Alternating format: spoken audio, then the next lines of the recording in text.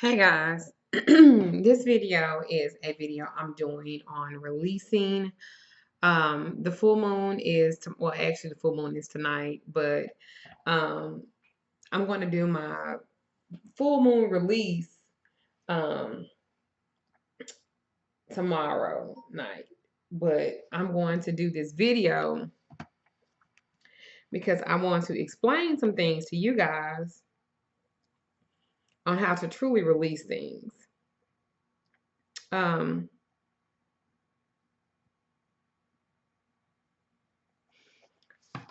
as many of you guys know, my biological mother did not raise me. Um, as a matter of fact, I never really knew much about her other than bad and negative stuff. Um, so let me go back. So my great aunt raised me. That's the one who taught me witchcraft and everything else. And yeah, my father.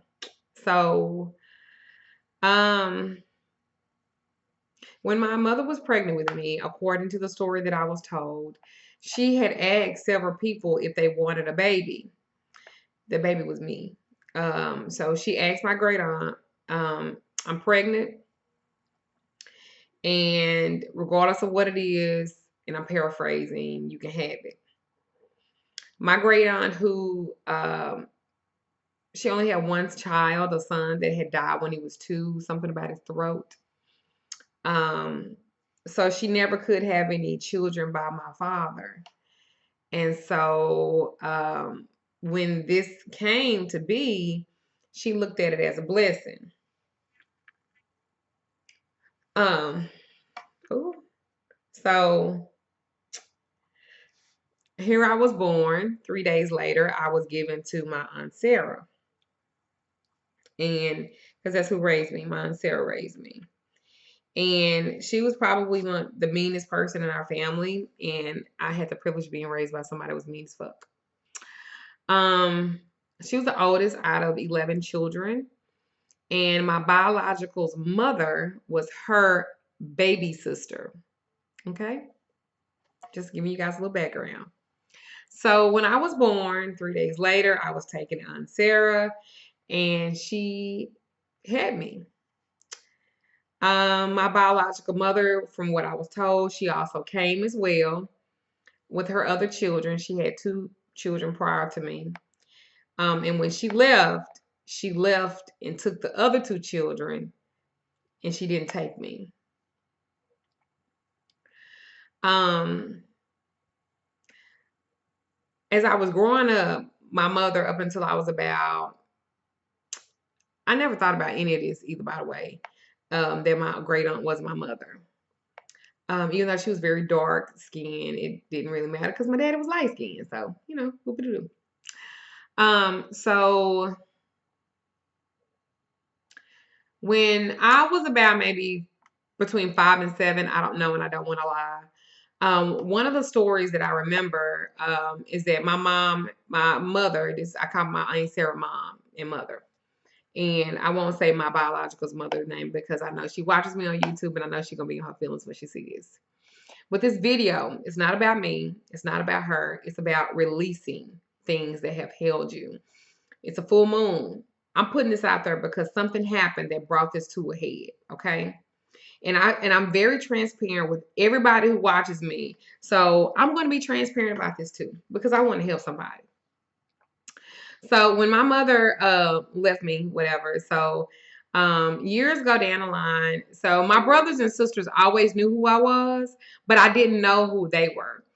I thought that they were my cousins, not knowing that they knew that I was a brother and sister. So that they were my brothers and sisters. So my mom had went somewhere, went to work, I guess, and she had dropped me off at their house, at her apartment. And what I remember is my sister, which is 2 years older than me. So if I'm 38, she's 40. So I remember I was sitting in this chair, and the chair was here, and the table was here. It was tall. And so she had fixed everybody a bowl of cereal. My biological mother did. And so when I tried to eat the cereal, the bowl flipped because it was high. It flipped in my lap, and she cursed me out. And at that time, I wasn't used to being cussed out. Now, later on down the line, baby, ain't Sarah cuss your ass out quick as in a heartbeat. But at that time, I wasn't used to that. Okay. And y'all gonna see me without no lashes, and y'all gonna see my face because I want y'all to read me. I want to be extremely transparent because this is serious, and I want to help y'all. So my sister got up, and the only thing left in the refrigerator at that time, as I remember, was a piece of bread, and she gave it to me. So I remember I had on these corduroy suspenders, uh like a what you call it shit, like overalls, where they be overall, but they were corduroy.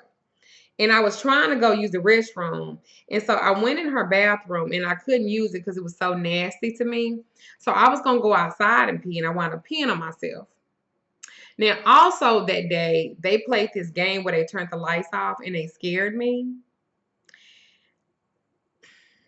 This is stuff I never forgot. So when my mom came to get me from my biological mother's house, I was pissy and I was hungry. And I remember my mom crying when we got in the car. She had a 79 Thunderbird. And I remember her crying when we got in the car. And she said, I'll never make you go around them again. I didn't understand what that meant. Okay. I didn't understand what she meant by that. And so I told her the story. I was hungry, that blah, blah, blah, blah. At the time, my biological mother also was on drugs, real, real bad. I don't know if my great aunt knew that at the time, but after that, she knew. So anyway, on the way home, I remember saying, I hate her. I hate her. I don't never want to go back over her house again. I hate her. And I remember my mother told me, don't say that.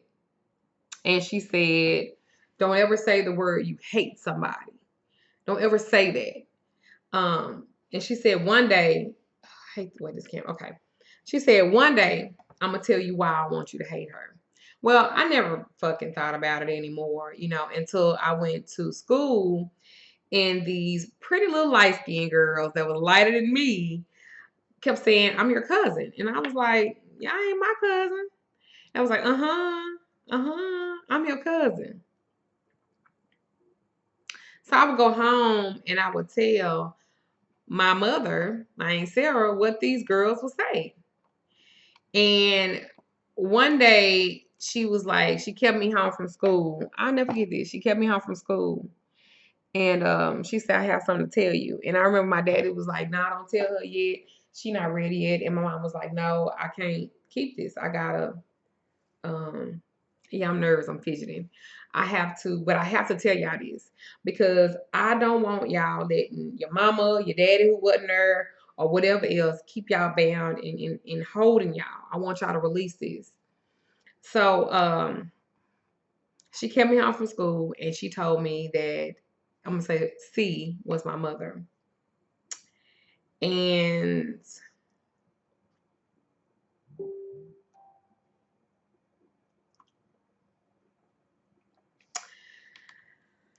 I remember thinking, why me? Why would she even tell me now? I hated that lady. I hated her for how she treated me. Um, I hated her. The same thing she told me not to do, I did. After I knew, it was as if the cloth or the sheet was taken off of my life. And everything I did now, my great aunt would say, you just like your mama. No matter how much I try to teach you, you just like your mama. You ain't gonna be shit. You're gonna be just like a whore. Just like her. She's a whore. So I became very resentful. In a way to punish me was to say, I'm gonna call your mama and tell her to come get you. So you could be over there with all of that. My mother that raised me was very militant, very harsh, hard. And she instilled that in me. Um, as I grew older, I think my dad attempted to take me around them a little bit. And then when I was 16, I worked at a Popeyes. I worked there for 2 days. Um, love that chicken from Popeyes. Okay, sorry. Okay, I'm back. So my first day there, it was great. It was good. No worries. I remember I had my hair in this French fro. I'll never forget it. And I had a little rouge on my lips. I was 16. And my biological mother came in and she stood in my line. And I was shocked and excited. I could tell you what she had on. I'm 38 years old and I still remember that. She had on some khaki shorts. She had on a white t-shirt or a tank top. Her hair was curly and it was over to the side, like a side ponytail or something. And I remember I took her order and she wanted 2 legs. And I can't remember what all she ordered, but it was like $7.08. I'll never forget that. Seven? Something like that. And I took my time with her order. And she turns around and tells this man, this black ass man with a mouth full of gold, I think, with a curl. And she says to him, they need to hurry the fuck up. And all I'm thinking is, I'm taking my time so she could see who I am and realize that I'm her daughter. I need her to realize that. And I didn't realize I'm walking literally, it seemed like it was in slow motion. The whole transaction could have been 5-10 minutes. But to me, less than that, but to me, it took an hour. And I remember giving her change. I remember giving her her food. And I was still standing there waiting. Like I was thinking to myself, this is my mother. She had me. She carried me for 9 months. She gotta know that I'm her daughter.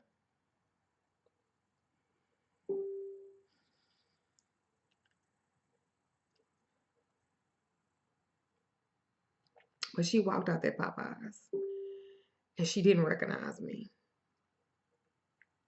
And I remember I started crying. Um, and I went to the restroom and I tried to get myself together. And the lady who ran the front was like, do I need to call your mom? And for a split second, I just thought to myself, she just went out the door. So I said, yes, ma'am. So I called my aunt that raised me and I hysterically told her what had just happened. And she came and got me. I never went back to work there again. I was 16. When I was 18, I went and there was a guy that sold roses at the West End in Dallas. Um, and he knew my mother. So I asked him, could you find her for me? Because he had dated somebody in my family. And he did. And at 18, I found her and I went around them and I tried so hard to fit in, but I wasn't raised like that. They were raised different. I'm just gonna say that. And I tried to be around them. And I wanted them to like me and accept me and to want me. And I still never really felt like I fit in. So I would go around periodically throughout 18, 19, 20, 21, 22. In my 20s, I would go around as much as I could, but I never could quite connect. Now, she will say that I would come around and I would leave as if it was my fault.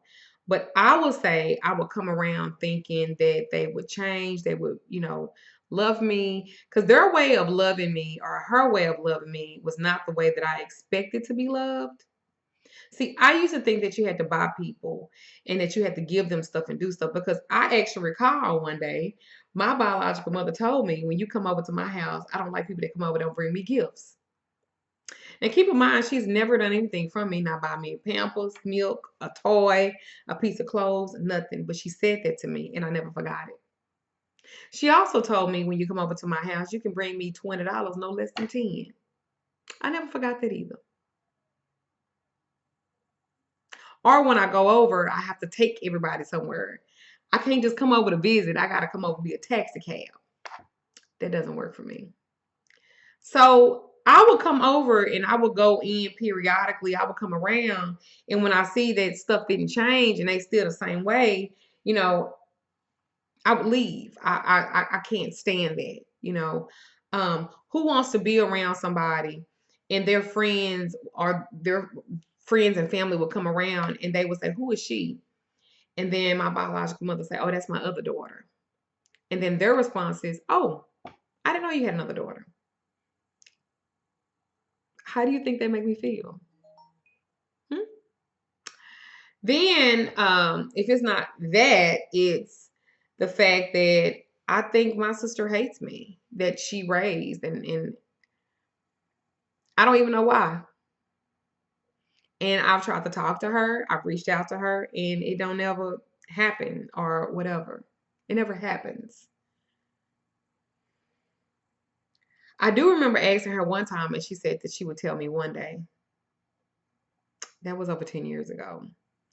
She let a cousin in Houston lied on me and my husband, said that we was talking about her. But I guess some people want to believe certain things, so it'll feed what they feel.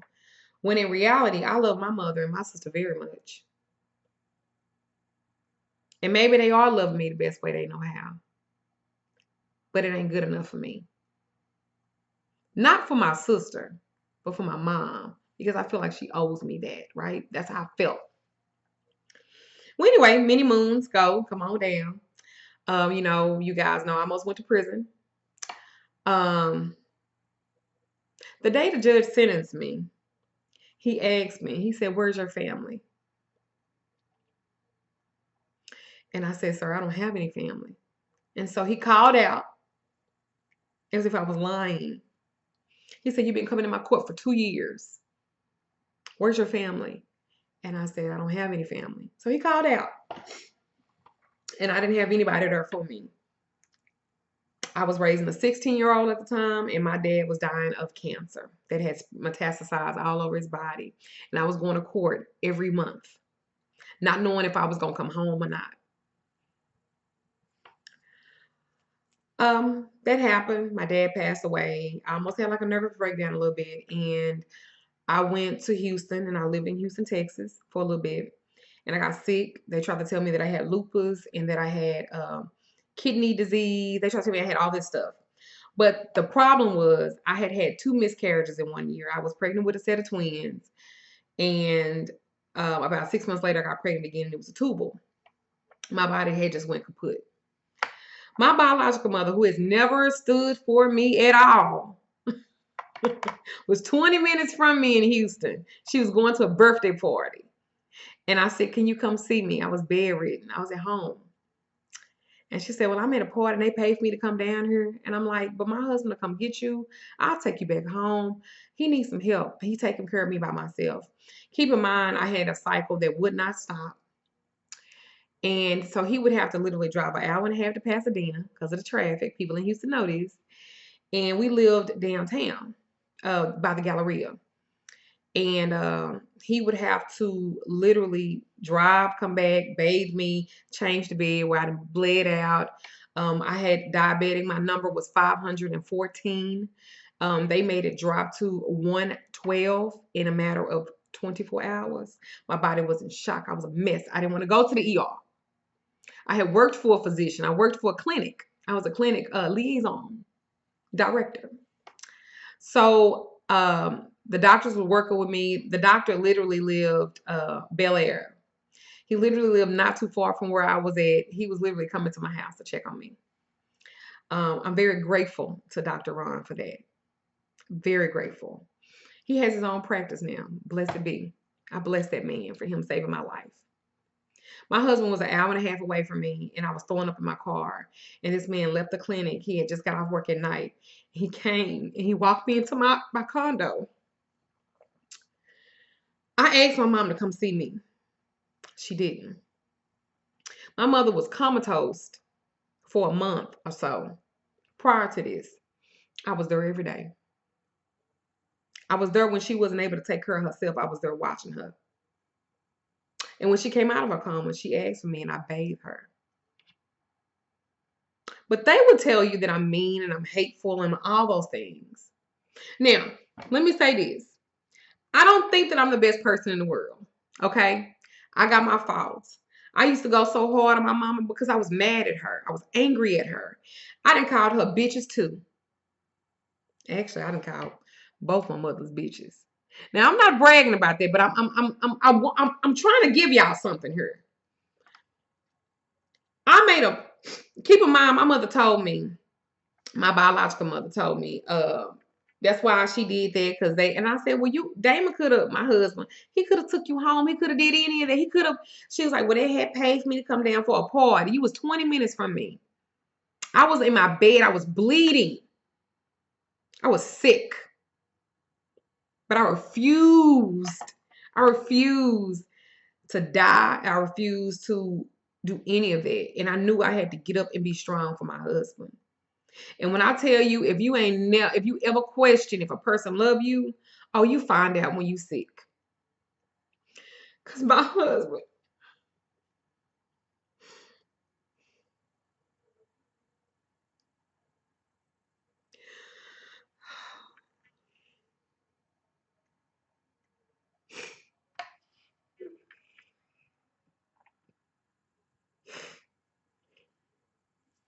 I don't know if I can post this.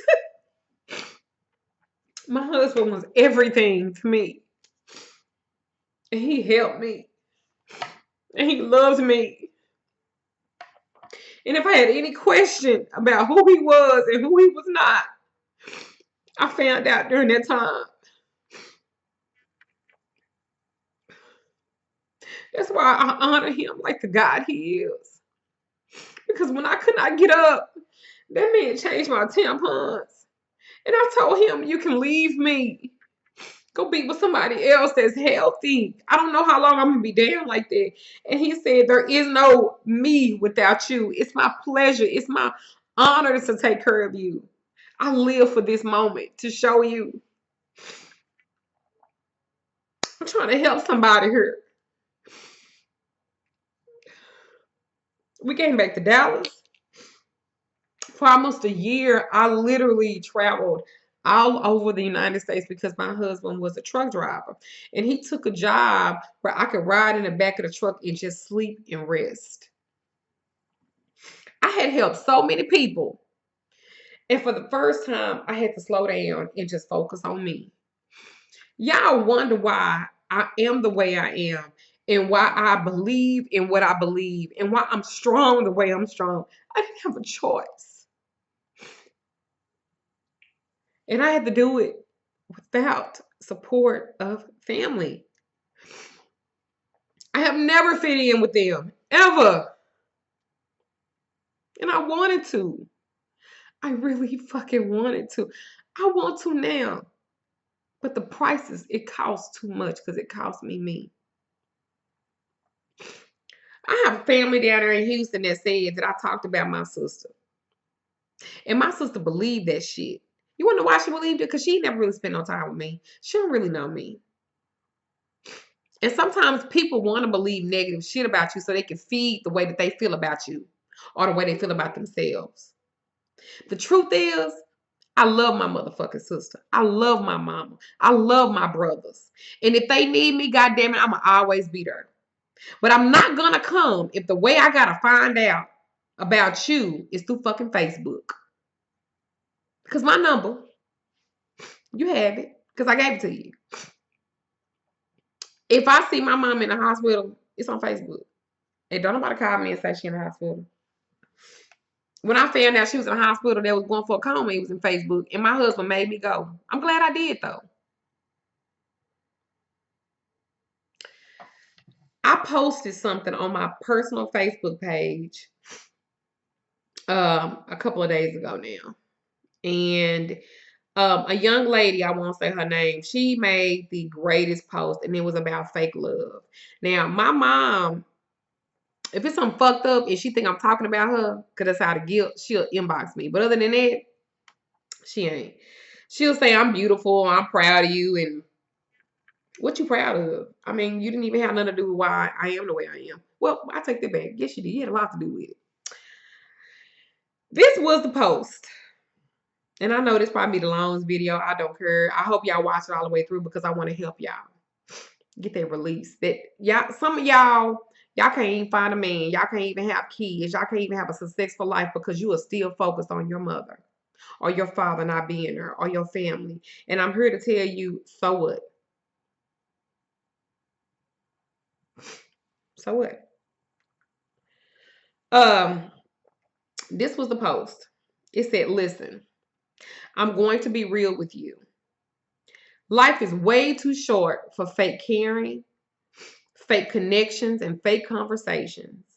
I don't have time to waste on sometimey people. Don't tell me you're proud of me when you never take the time to support me.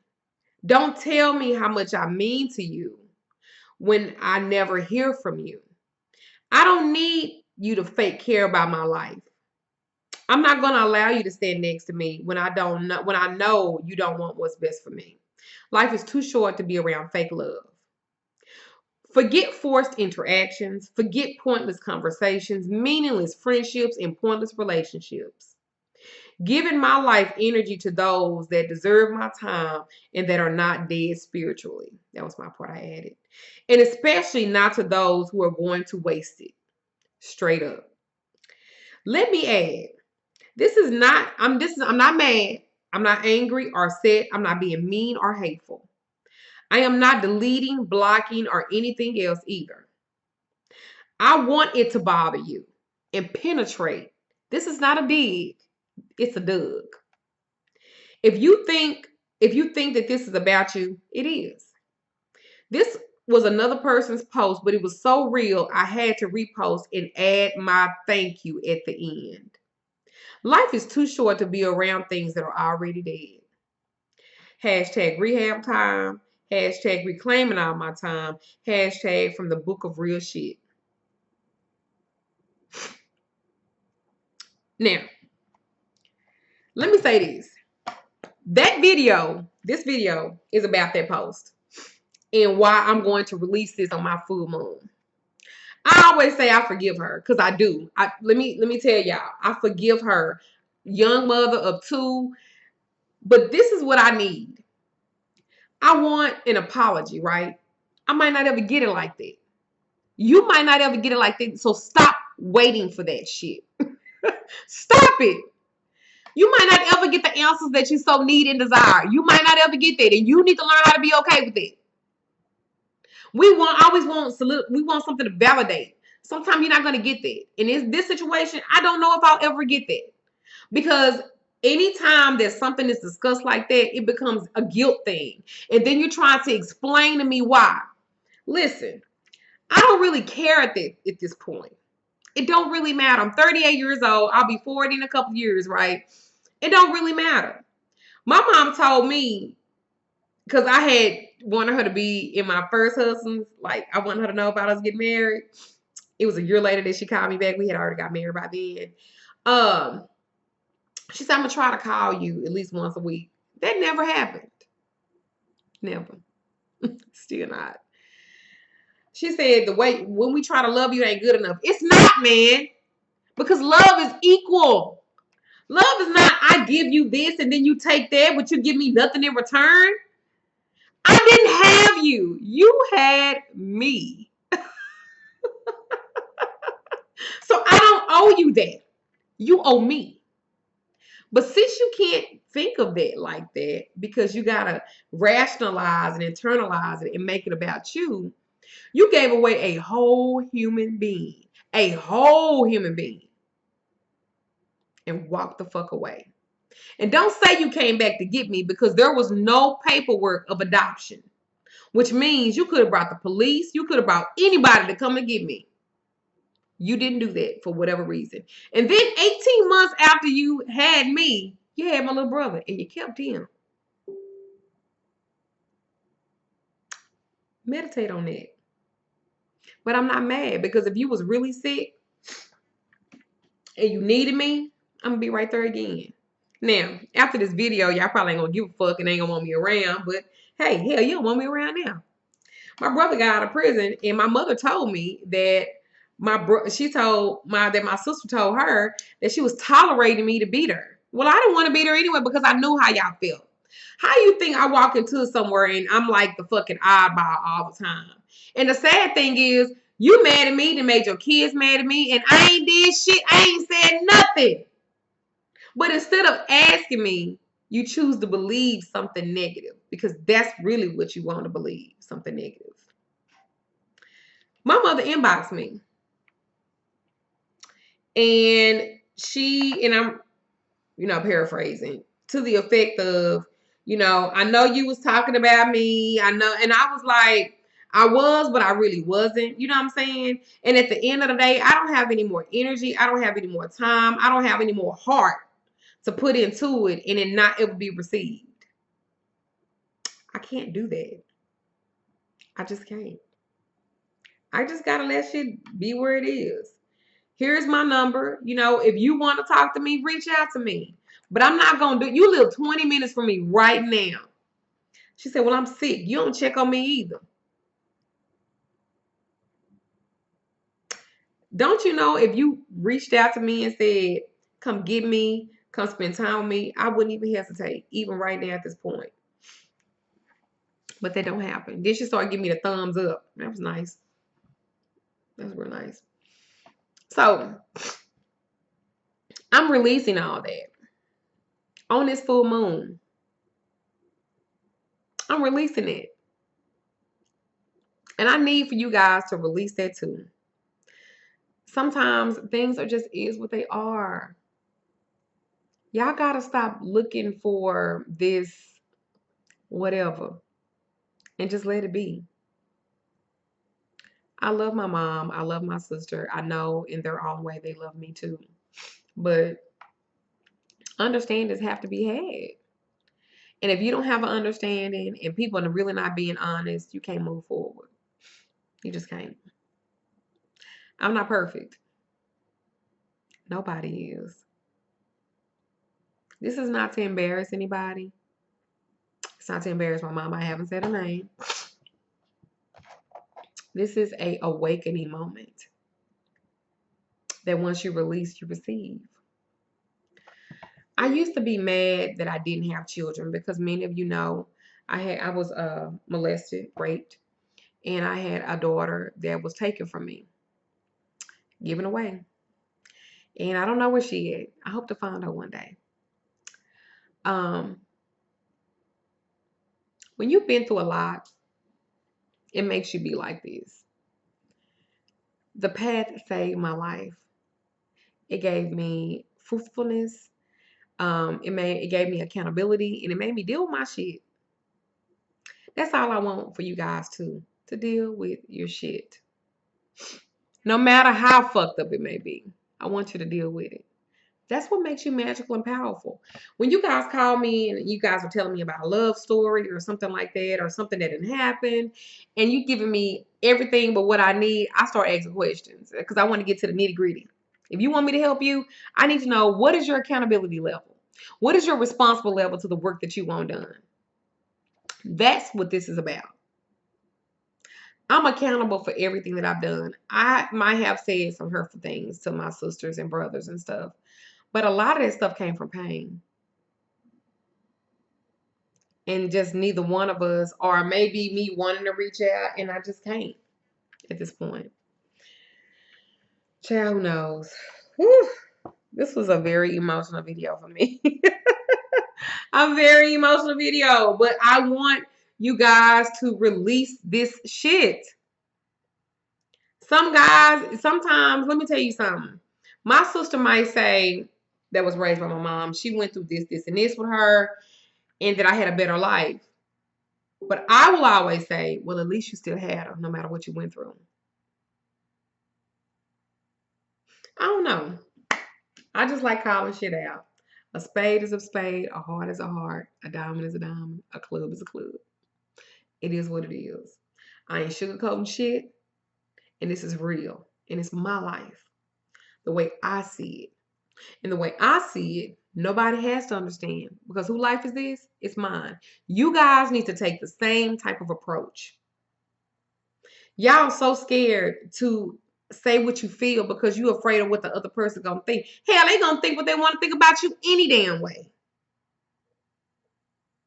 Some of y'all are in the closet because you're afraid of what people gonna think. So they could either gonna think you're a dyke or you're gay Are you fucking in the closet? Are you a thief? Are you a prostitute? You a whore? They're gonna think all that stuff. So what? You deserve a life. You deserve happiness. You deserve abundance and wealth. Everything you touch should turn to gold because you fucking deserve it. I deserve it. That's why when I tell the universe what I want, I don't have a doubt that I'm not going to get it. But you want to know why? Because I've been tested, baby. And every single thing I've came out of it. You can too. Release that shit. I love my mother. I mean, I love my mother and my siblings. But I'm not kissing nobody's ass, and neither should y'all. I could do spell work on them and bring a healing and happiness. And believe it or not, I have. But at the end of the day, what did I tell y'all? You can only influence somebody's free will, but you cannot change it. I am Magical Lady Duchess. This is my video that I done on the full moon release. I have released it. Woo, baby, if they see this, baby, them is gonna be mad. But guess what? Express it. Tell me.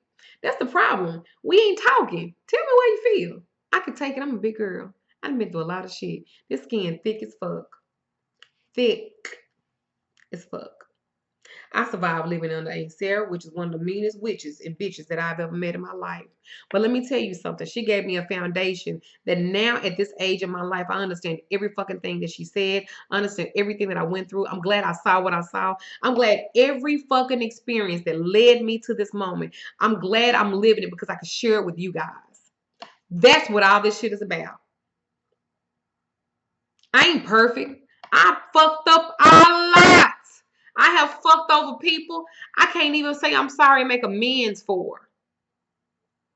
If I could stop y'all from doing it because you are not taking accountability for what y'all lost, pluck those fucking roots. And if they start with your mama and your daddy, so what? Pluck them. I know somebody right now that's 70-some years old, still holding on, and her mother's been dead and gone for many years, still holding on to the fact that her mother didn't tell her she loved her and she didn't hug her, that she didn't show her affection. This shit real, y'all. Do your work. It will make you a better person, and it will definitely make you a better witch. I am Magical Lady Duchess again. This is my full moon video. You can catch me on my website at magicalladyduchess.com. Read my comments. Go on to the online store. Look at my store and see what I have. Read my comments. Read my reviews. Look, I don't really delete shit. It is what it is. People gonna think what they want to think about you. So the fuck what? Some people think I believe in the devil. I don't. I love Lord. I love the Lord and the Lordess because the God cannot be named. He has many, many names. Okay. Peace be unto you guys. Blessed be. I hope you enjoyed this video. It was a very emotional video. I'm going to post it. This is going to be, but I'm going to post it because I want to help y'all. For those who follow me hard and heavy, I know you listen to all of this. You might watch it twice. But I gave you a gift of release. This is what I want you guys to do for full moon. Release that shit. Namaste. Bye.